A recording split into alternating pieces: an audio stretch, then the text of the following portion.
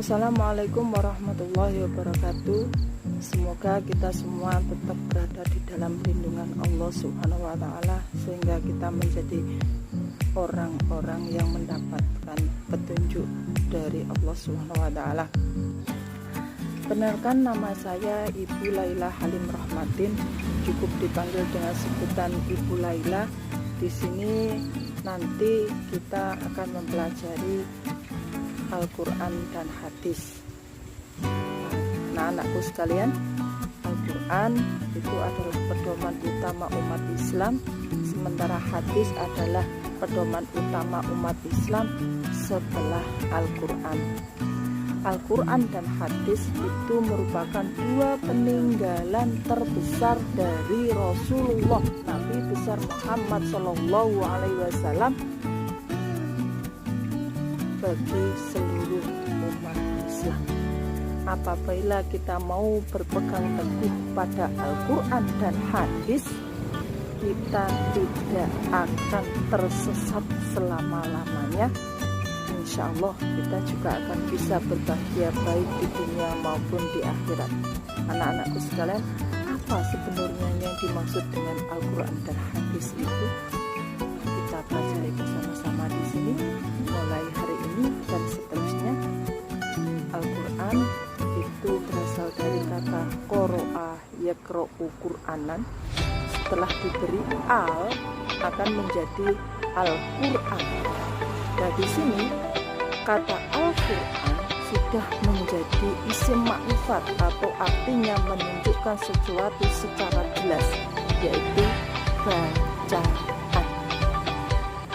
Yang dimasukkan di sini bacaan kita mempelajari Al-Quran tidak hanya dari belajar membaca surat Al-Fatihah, atau kita membaca surat Al-Fatihah sampai dengan surat An-Nas, tidak bisa.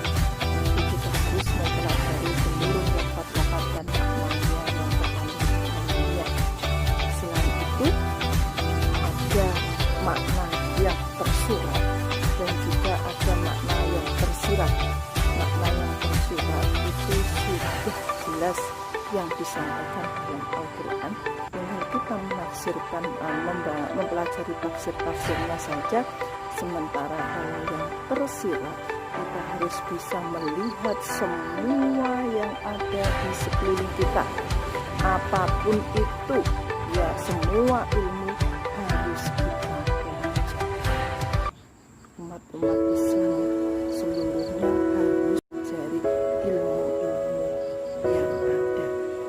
Bahkan zaman khalifah atau kedinastian itu seluruh umat Islam luar biasa. Ada yang menjadi ahli filsafat, ada yang menjadi ahli kedokteran, sampai sekarang masih dinikmati kemampuannya mempelajari Indonesia yang sudah menemukan obat cacar yang masih dipakai sampai sekarang dan dipelajari oleh dokter-dokter sekarang. Selain itu, kita juga harus mempelajari bagaimana matahari bisa terbit, terus kemudian di sore hari tenggelam, terus kemudian dari tumbuhan itu mulai dari ditanam di tanah, kemudian lama-lama menjadi tumbuhan dan membesar menghasilkan buah kembali. Terus kemudian harus kita pelajari bagaimana daunnya awalnya kuncup itu bisa lama-lama membesar, terus kemudian bisa jatuh. Adanya angin seperti yang sekarang ini tidak terlihat, tapi kita harus mempelajarinya. Apa itu angin? Ini adalah hal yang bisa menjadikan kekuasaan Allah yang bisa kita rasakan tapi tidak bisa kita lihat, dan itu juga harus kita pelajari.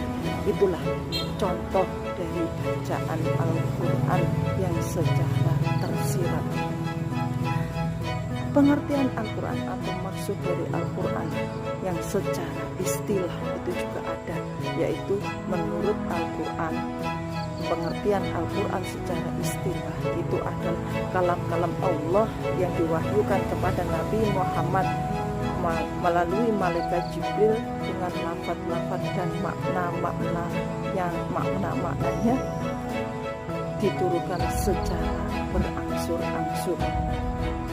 Pengertian ini juga atas dasar ayat-ayat Al-Quran yang terdapat dalam surat Asy-Syu'ara ayat 192 sampai dengan ayat 193.